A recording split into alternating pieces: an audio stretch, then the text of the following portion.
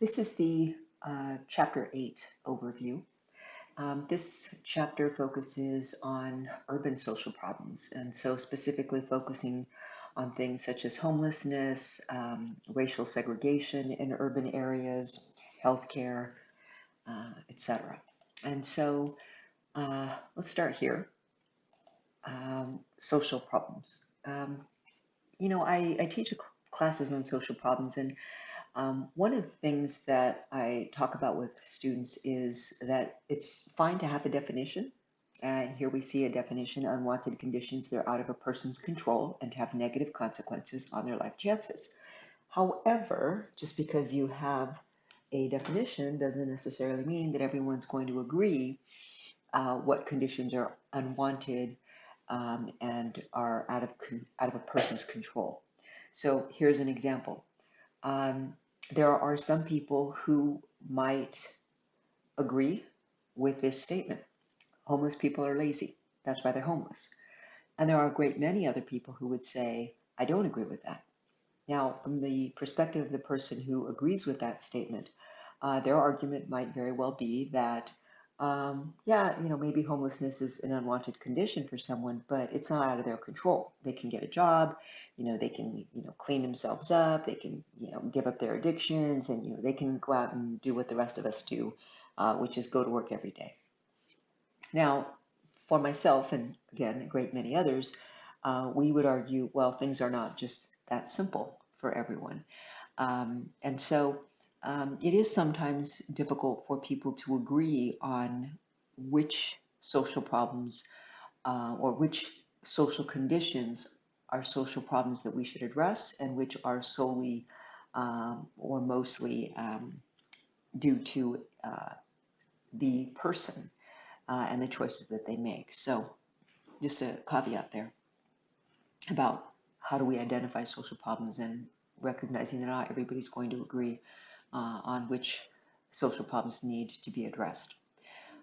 So examples of the social problems we see in the US, of course, racism and how that impacts everything in a person's life from the moment they're born, their life chances, the type of education they will get, to what kinds of job opportunities they might have, what kind of schools they'll go to, what kind of neighborhood they'll live in, what kind of access they will have to healthcare, etc. And while we know that racism is not as bad as it was 100, 150, even 75 years ago, that doesn't mean that it doesn't still exist. Um, and that it doesn't still impact people in ways that can be quite detrimental. Poverty, of course, it's difficult to grow up in poverty. Means you have fewer resources available to you, and of course, the neighborhood you grow up in, the schools you go to, all of that. The lack of affordable housing. Again, if you have to share an apartment or home with two or three families or extended family members, again, that means that you have very little privacy, you have very little space to call your own, etc. Um, Air pollution is a big one, and there is more and more evidence, more and more studies are concluding that people, especially children, who grow up in areas that are close to freeways or to thoroughfares where there's a lot of traffic, typically are diagnosed with more, uh, at a higher percentage, diagnosed with asthma and other respiratory, allergies, other respiratory infections or diseases. And of course, crime, another social problem. And once again, a couple of shootings. I'm aware of at least two shootings over this past weekend, one down in Sacramento, or for me down in Sacramento, for you guys up in Sacramento, and another one that was widely publicized on the news, a shooting at a parade in Highland Park, Illinois, which is a wealthy community. It's a suburb of Chicago where, at last count, 6 people had died and I think 12 or 14 people had been injured. Um, and I will be honest about this. I don't know if any of you ever have had this thought. Um, I was at the gym, and the news came on the screen about the shooting. And I was on the treadmill because I live in Vegas, so I go running early in the morning, and then later on I go to the gym, and I either work out and do the treadmill or just do more treadmill. So as that came on, I was on the treadmill, and I go to a gym that has very large front windows, a number of them, and there's not a lot of security. Anybody can walk in. And a fleeting thought came through my mind and quickly went out. But it was that, you don't have to be in any social environment, in any particular social environment, for something bad to happen in regard to gun violence in the United States anymore. It used to be people would say, well, if you go to a nightclub, or you go to a rave, or you go to you're walking through a crime-ridden area, then, you shouldn't be surprised if gun violence erupts. But now you don't have to be doing any of those things. All you have to do is just be living your life to be a victim of gun violence. Oh, I accidentally did that. Um, Perfect example, people at that parade were at an Independence Day parade. They were just there with their families to watch a parade, doing something normal, quote, normal. The people in Buffalo last month who were on a Saturday afternoon shopping at their local grocery store, a number of them died and others were injured. You don't, children going to school in Uvalde, Texas, doing something that's part of most people's daily lives, most children's daily lives, going to school, and a number of them are killed, 19 and 2 teachers. So anyway, that's just something that has been in my mind when we think about crime, that gun violence has become much more prevalent in the last, I don't know, 5 years, 5 to 10 years. I mean, it existed before, but we've had so many. It's almost the case that probably there's some instance of gun violence with multiple people shot and killed every week in the United States. I don't know that for a fact, but I'm going to guess that that's probably the case. Uh, Social problems, we call them social problems because individual actions cannot solve them. Right? So when you think about a homeless person, if you give that person $5, uh, it may help that person for a bit and it maybe makes you feel good, but it doesn't solve that person's problem. And so we need to have a broad based solution, one that involves not just us as individuals, but also local government, federal government, state government. Um, and of course, the spatial nature of cities and regions means that there will be uneven development, which will then, of course, result in those inequities that we are focused on: race, class, gender, age, etc. All right, so let me see, let me get here. The sociospatial framework, when we think about who's living where and how they're using a particular space, we know just based on studies and looking at demographic maps that residential segregation involves the concentration of population and resources within a specific settlement space, which means it's a long-winded way of saying that when we look at residential segregation, we can see pockets, we can see areas where there's a certain type of community that is concentrated in a particular area, and the resources within that area are specific to that place, or alternatively, the lack of resources in that concentrated area are specific to that space. So let's take a look at hypersegregation, and this is a term that we still use. I mean, this is obviously based on the work of two urban planners or urban sociologists, Massey and Denton, back in 1993, but we're still using that term, hypersegregation, because when we look at how neighborhoods looked in the 50s and the 60s, when we would expect schools and communities to be very, very highly segregated, and they were. But we look at communities today, and that hyper-segregation has improved only slightly, and only for people who are middle class and above. But for poor people, for lower income people, that residential segregation seems to be very much still in place. And Massey and Denton's study was looking at African Americans in particular.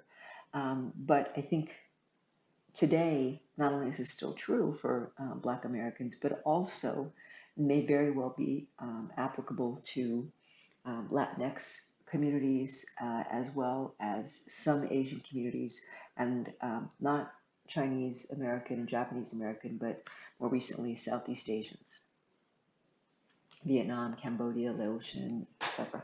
So the five measures unevenness.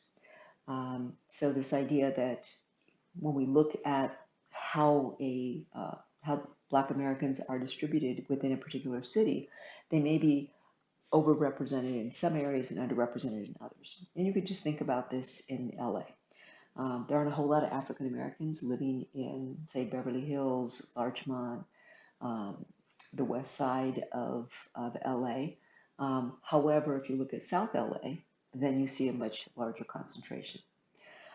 Isolation.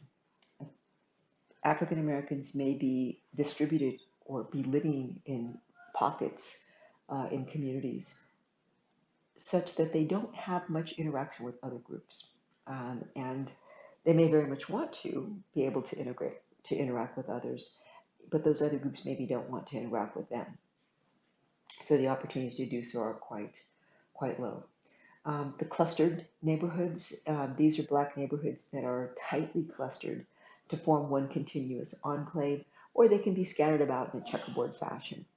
And I gave you this, what I thought was a cool interactive little game to play around with in the module, where you have to move the different shapes from place to place if they're unhappy till you find a place where they are happy. And it almost seems like it doesn't really matter how much you try to have some diversity. You have to keep moving those little shapes until you get to where they've got a smile on their face. But they don't want to have a smile. They won't have a smile on their face if they're around a bunch of people that are not like them. And it seems to me that to some degree is how humans really are. We want to have some diversity around us, but we also want to have some people around us who are like us. I mean, that's when we're happiest, it seems. The concentrated neighborhoods. These are Black neighborhoods that are very concentrated within a small area, or they can be sparsely throughout the urban environment. And then the centralized Black neighborhoods, that these are spatially centralized around the urban core, they're spread out along the periphery. As I said, I think even though this study was done in 1993, you could probably still apply it to Native Americans that are living in urban areas, Latinx communities, as well as Black communities and Southeast Asian communities as well. Okay, so we know that suburbs are not as segregated as they used to be. However, we've still got a long way to go. Okay, so even though we see that there are some Black and Latinx individuals who are able to become middle class, the diversity is not quite as there's more diversity at many workplaces than there is actually reflected in the surrounding cities. I want us to take a look at poverty. Now these are some old numbers here, so I pulled up some newer numbers. This is as of 2017, and a lot has changed since 2017. So, hold on. Okay, so this is from the Office of the Assistant Secretary for Planning and Evaluation out of the Department of Health and Human Services. And so these are the poverty guidelines for 2022. If you're a family of 4, it's 27,750. We go back to here, it was 24,492. So a little over $3,000 more. Okay.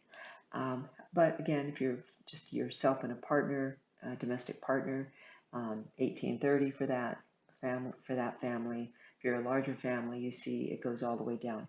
One interesting thing about the federal government is that they have, since the late 1960s, identified different poverty guidelines for Alaska. You see them here, as well as for Hawaii. And so if you're a family of four in Hawaii, 34,690 is the poverty guideline. Here it's 27,750. Here, if you are in Hawaii, it's 31,920. And so it's interesting because the federal government believes, I don't know if this is true or not because I've never lived in either of these places, but the federal government believes that you can make more money in Hawaii and Alaska before you are deemed to be living in poverty. However, I question that because I have been to different islands in Hawaii and everything is really expensive. And so this idea that, well, if you're making $31,920, you're not living in poverty with it as a family of four. But if you're living in California and making 27,000, then your family in California is worse off than the family in Hawaii. I'm not so sure that that's necessarily true, given how everything has to be shipped to the islands. At any rate, I also want to look here at some of the highlights from the U.S. Census. This is from the United States Census Bureau. As you're all aware, I'm sure, every 10 years there's a census that's done, and then the numbers are crunched and we get some information about how the demographics within the U.S. has changed. And this was published on September 14th, 2021, so it's fairly recent. Here are some of the highlights from what the data shows. The median household income did actually decrease in 2020. And of course, we all can figure that's probably because of the pandemic. Many people were not able to work for a large part of 2020. There was the first statistically significant decline in median household income since 2011. The 2020 median incomes of family households and non-family households decreased 3.2% and 3.1%. And then if we go to earnings, when we see the real median earnings of all workers aged over 15 and over with earnings decreased 1.2% between 2019 and 20. Again, probably at least mostly due to the pandemic. Total number of those who work full-time year-round declined 13.7% between 2019 and 20. Number of female full-time year-round workers decreased by about 6.2 million, and the decrease for the males was 7.5. We look at the poverty rate. The official poverty rate in 2020 was 11.4%, which is up 1% from the 10.5% in 2019. Again, first increase in poverty after 5 consecutive annual declines, again, largely probably due to the pandemic. In 2020, there were 37.2 million people living in poverty, approximately 3.3 million more than in 2019, again, probably influenced by the pandemic. And between 2019 and 2020, the poverty rate increased for non-Hispanic whites and Latinx people. Among non-Hispanic whites, 8.2% were living in poverty in 2020, while Latinx people had a poverty rate of 17%, so more than twice that of whites. But blacks had the highest poverty rate, 19.5%. And poverty rates for people under the age of 18 increased from 14.4% in 2018 to 16.1% in 2020. Poverty rates also increased for people aged 18 to 64 from 9.4% in 2019 to 10.4% in 2020, full percentage point. And the poverty rate for people aged 65 and older was 9% in 2020, which wasn't statistically different from 2019. So just just some updated numbers um, regarding poverty, because these are some older numbers. What we do know is that more children live in poverty today than ever before, unfortunately.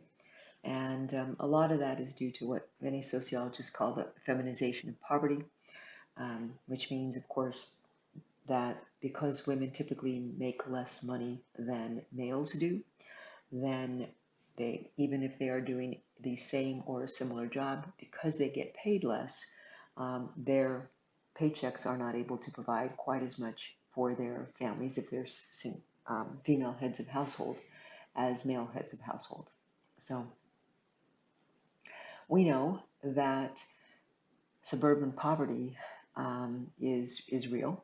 Um, we also know that sometimes suburban poverty is invisible from urban poverty, and that might be for a couple of reasons. One big reason is because people who are homeless, they don't have their own place. They may have uh, the ability to stay with family members or friends, what we call couch surf, for some period of time.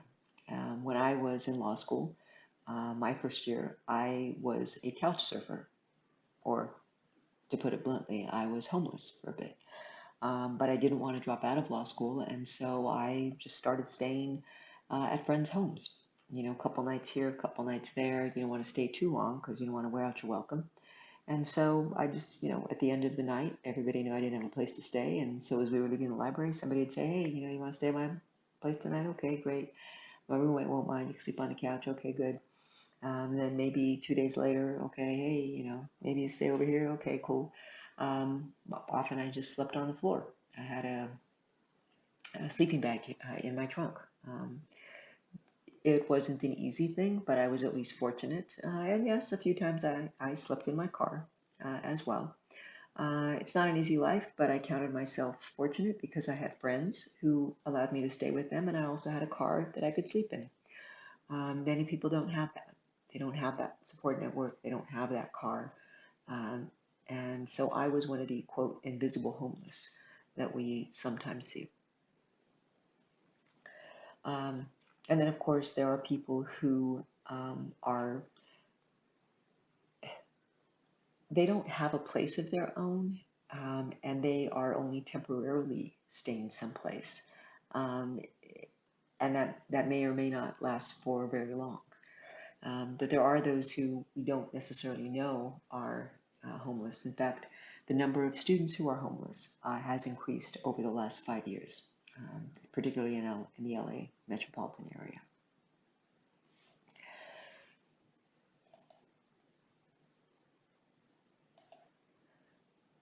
So there's a great discussion in the book about how real estate is um, one of the major factors in the availability of affordable housing. Uh, we know that, of course, real estate is going to sometimes go up very rapidly, and then pricing will slow down, and then it maybe even may decline a bit. We saw that in 2007 and 8 when um, the shit hit the fan on the housing market, and banks were, quote, too big to fail, so our taxpayer dollars bailed them out, even though they were the ones who got themselves into trouble. Um, but when you think about the affordability of housing, the federal government says, and they've had this standard for quite a while, I think at least since the 1960s, a person is in affordable housing for their situation if their income, um, if their housing takes up no more than 30% of their income. So you think about it, if somebody's making bringing home $2,000 a month, that would be $600. However, I challenge any of you to find an apartment, even a studio apartment, for $600 a month. That just doesn't exist anymore. And so we see then what the issue is. Housing the housing market has increased much more rapidly than wages have. And so when you have that imbalance, of course, you're going to have a situation where a great many people are unable to afford housing, which means they may do shared housing, they may sleep in their cars, they may do couch surfing, or they may simply sleep out on the street. But you're going to have an increase when you have a system like we do, whereby the federal government depends on private investors to provide affordable housing. Um, and there's no real incentive to do that. And there is a stigma for people who do have housing vouchers, the Section 8 vouchers. Many landlords do not want to rent it to these individuals, um, simply because of the stigma that's attached to people who need those vouchers. And there's, as I said, there's no requirement that a certain number of units within a, say, apartment building are set aside for Section 8 housing. And that's very different from other countries, particularly Europe. In Europe, the government provides the housing. And so they build it. And the other interesting thing about Europe is, like, for example, in France, you don't know who in an apartment building is getting a voucher from the government to help pay their rent and who's not. Because people who are getting vouchers live in the same apartment buildings as those who don't. So there's a very much less stigma attached to having a housing voucher than there is here in the United States. Let's see. There's that monthly income thing. All right, so let's think a little bit more about homelessness. Um, I don't live in LA anymore, but I know people who, most of my friends still live there, and many of them have commented on how much more homelessness they seem to be seeing in LA. Over overpasses you see tent communities, they say, and in areas, even the touristy areas, there are homeless people.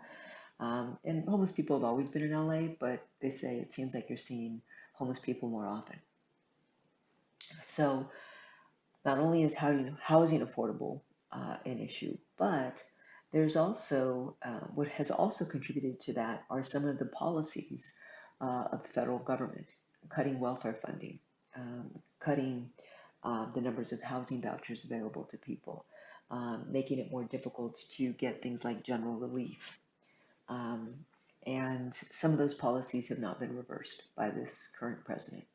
In addition to that, some people who have mental health issues or addiction issues, they probably, if they're homeless, they don't have access to health care, so they're not getting treated for these things. And so it becomes this spiral in regard to why people are living on the street.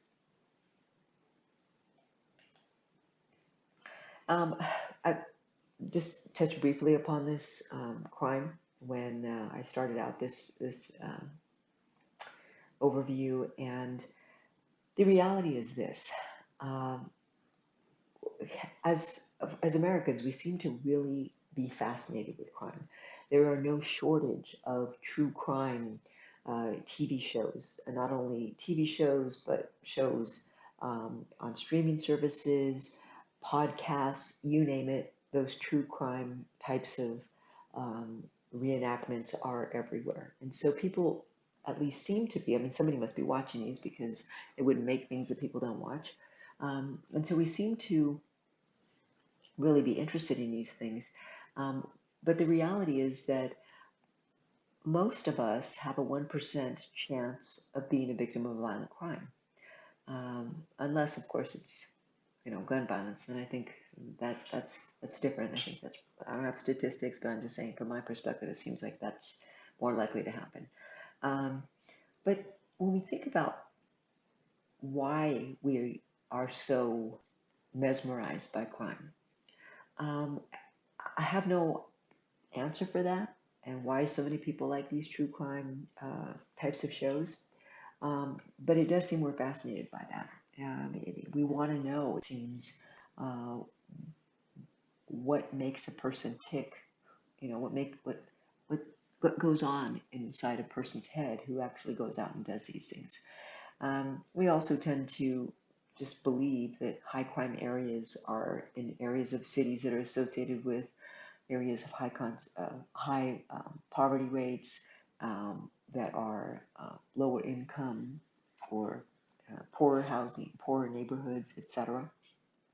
And one of the things that I want to point out is when we talk about crime, when we think about crime, we automatically, without even being aware of it, our brains switch to the problem of street and violent crime. When we think about crime, we're not thinking about white collar crimes. We're not thinking about corporate crimes. And there are plenty of those to go around. Yet for some reason, we're focused on street and violent crime. So just something to think about the next time you uh, uh, hear someone talk about, oh, the problem with crime. Well, what about white collar crime? What about corporate crime? What about political crime? Those all exist. All right. So I'm going to finish up with this urban public health. We know, based upon lots and lots of research that's been done within the last 10 years, that children who live and the people in general who live near areas where there's high pollution, as I said earlier, near freeways or near thoroughfares where there's a lot of traffic, these people tend to develop higher rates of respiratory diseases, chronic diseases, things like asthma or bronchitis, etc. We also know, though, that because these areas are not very walkable and there are very few parks, green spaces to use, these are people as well who do not have access to a nice place to exercise, to walk their dog, jog, etc. They may then develop high rates of diabetes and, of course, other chronic illnesses such as high blood pressure, high cholesterol. These, of course, then can lead to heart disease, dementia, all of these things. And so when people live in these areas that are lower income, they typically also don't have access to things like farmers markets and grocery stores that have fresh produce, not the produce that you find in a lot of grocery stores in lower income areas, but the kind you find in more affluent areas. That's fresh produce. So I always think about this when I'm talking about this. My husband grew up in East LA, and he, would buy his fruits and vegetables at Super A or Rancho or whatever little place was in the neighborhood. But he said, I only would buy enough fruits or vegetables for a couple days because if you don't eat them within a few days, these things typically go bad. So when he moved to Glendale to live with me, he was surprised by how long fruits and vegetables lasted because that just wasn't the case with the kinds of fruits and vegetables that he bought. So I'm going to leave it here and I'll see you for the chapter 9 video.